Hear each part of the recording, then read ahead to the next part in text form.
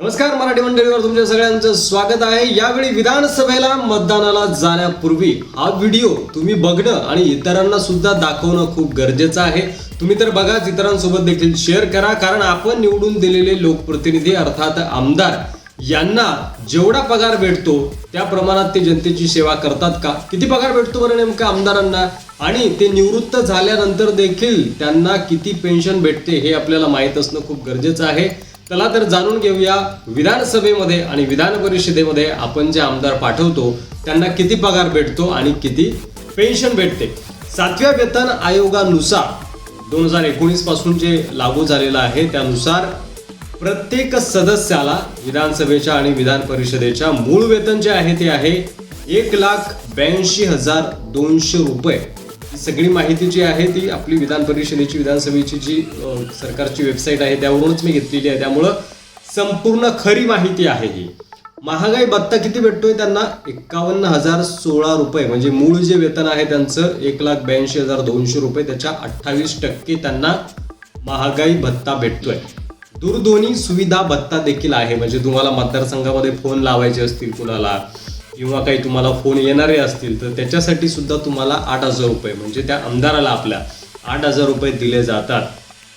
Stationery आणि टपाल सुविधा भत्ता देखील 10,000 रुपये मिळतो, म्हणजे 10,000 रुपयाचं स्टेशनरी साहित्य जसं की झेरॉक्स मारण्यासाठी, प्रिंट मारण्यासाठी काही पेपर असतील, पेन असतील, वह्या असतील, किंवा काही तुम्हाला फॅक्स करायचं असेल, काही पोस्टाने डॉक्युमेंट पाठवायचे असतील तर त्याच्यासाठी 10,000 रुपये दरमहा आमदारांना भत्ता भेटतो।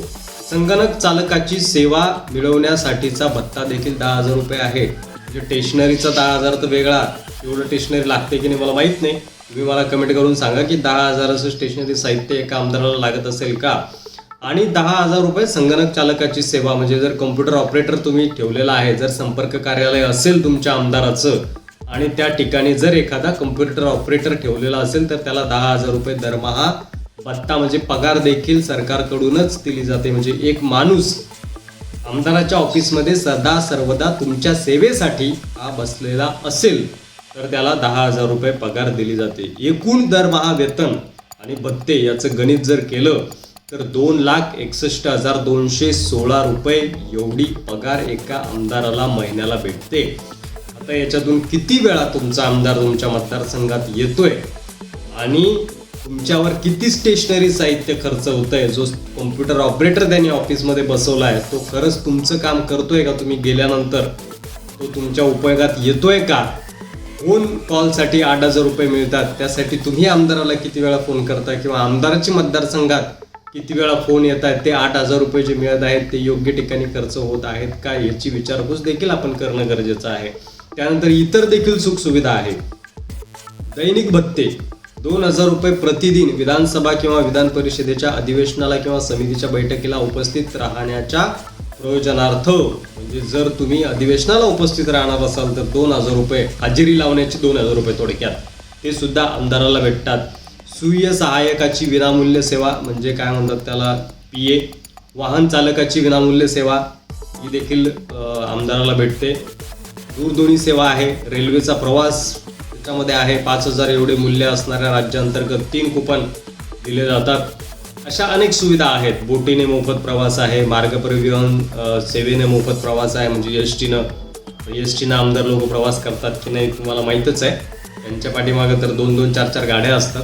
आणि हे सगळे पैसे कुठून जातात? तर हे सगळे पैसे खरं तर आपल्या सेवेसाठी आहे, जनतेच्या सेवेसाठी आहेत, मात्र हे पैसे आपल्या खिशातून जात आहेत आणि आपल्यावर ते खर्च होत आहेत की नाही हे आपण विचारलं पाहिजे। त्यामुळं यावेळी विधानसभेला मतदान करण्याच्या आधी हा व्हिडिओ मी तुम्हाला दाखवतोय।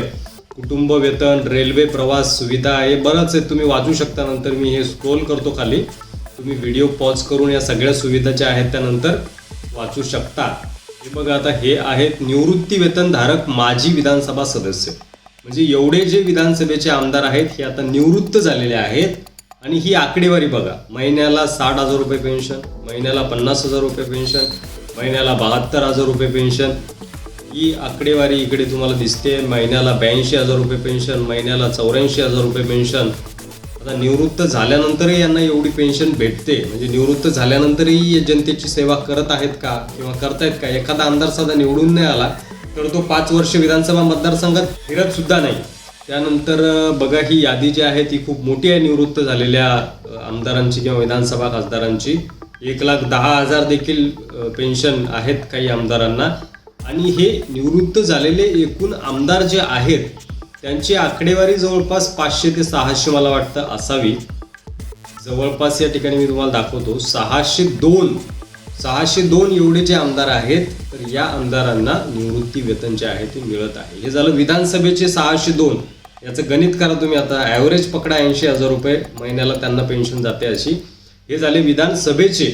विधान परिषदेचे देखील आमदार आहेत त्यांना देखील 50,000, 60,000, 80,000, 1,72,000 असं पेन्शन निवृत्ती वेतन जे आहे ते दिलं जात आहे. बघा इथे 1,00,000 रुपये मिळत आहेत काही आमदारांना. आणि हे सुद्धा विधान परिषदेचे सुद्धा निवृत्त झालेले 141 आमदार आहे. यांना घर बसल्या एवढं सगळं निवृत्ती वेतन जे आहे ते सरकारकडनं दिलं जात आहे. आणि मग हे घरी बसल्यानंतर निवृत्त झाल्यानंतर जनतेची सेवा करत आहेत का? त्यामुळे यांना निवृत्त झाल्यावर पेन्शन कशाला हवंय? कारण ते आमदार झाल्यानंतरच एवढी कमाई करून घेतात की त्यांना निवृत्ती वेतनाची मुळात गरज नाही, मात्र तरी सुद्धा सरकारकडून दिलं जातं. त्यामुळे या विधानसभेला मतदान करताना हे डोक्यामध्ये ठेवा की तुम्ही निवडून देत असलेला आमदार हा तुमची सेवा करतोय का? तुमच्या सेवेसाठी तो सदैव तत्पर असतो का? व्हिडिओवर तुमचं मत कमेंट बॉक्समध्ये लिहायला विसरू नका. व्हिडिओ कसा वाटला तुम्हाला ते देखील आम्हाला नक्की सांगा. आणि आमदारांचं निवृत्ती वेतन किंवा आमदारांचं जे वेतन आहे, भत्ते आहे, याच्याबद्दल तुम्हाला माहिती होती का? अशीच माहितीपूर्ण व्हिडिओ बघायला तुम्हाला आवडतील का ते देखील आम्हाला कमेंट करून नक्की सांगा.